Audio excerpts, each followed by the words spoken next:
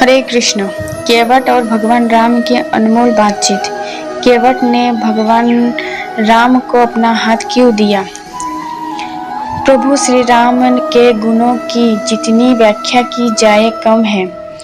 वह बचपन से ही शांत स्वभाव के वीर पुरुष थे।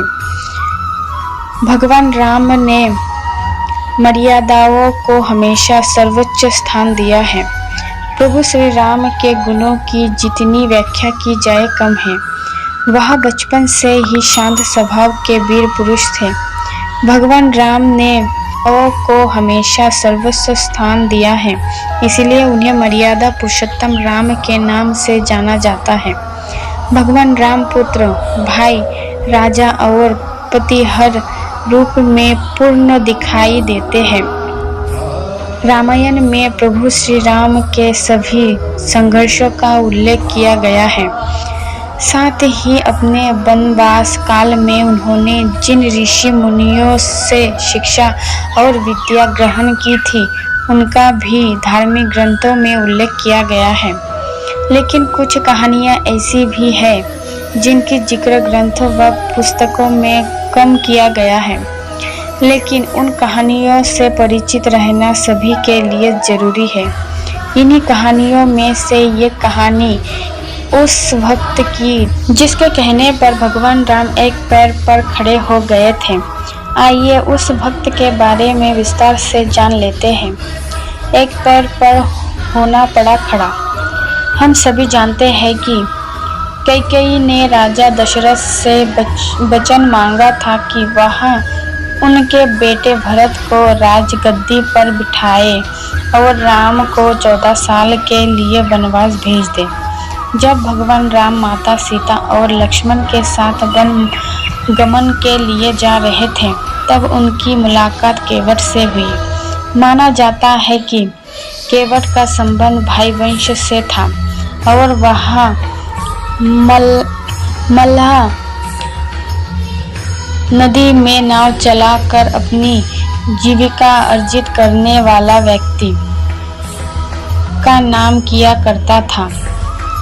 वनवास के दौरान केवट ने भगवान राम, माता सीता और लक्ष्मण को नाव में बिठाकर गंगा पार करवाई थी। भगवान राम ने गंगा पार करने के लिए केवट को पुकारते हुए कहा कि निषाद राज तनिक नाव को किनारे लाए, पार जाना है। हालांकि केवट नाव को नहीं लाता और राम जी के सामने एक शर्त रख देता। केवट कहता है कि मैंने आपका मर्म समझ लिया है प्रभु।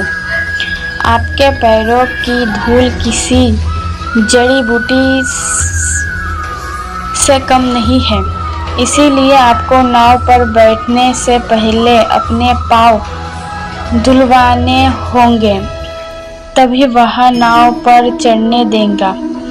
केवट की क्या मंशा है, भगवान राम समझ जाते हैं और वह इस बात के लिए तैयार हो जाते हैं।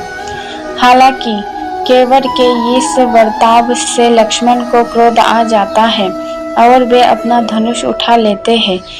इस बात पर जब केवट कहता है कि मार दे प्रभु, इससे बड़ा सौभाग्य क्या होगा।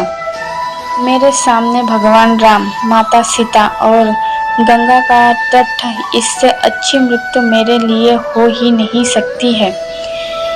इससे तो मेरा उद्धार हो जाएगा। केवट की ये बात सुनकर लक्ष्मण का क्रोध शांत हो जाता है। इस दौरान भगवान राम मुस्कुराते हैं और कहते हैं, केवट आओ, मेरे पैर धो लो।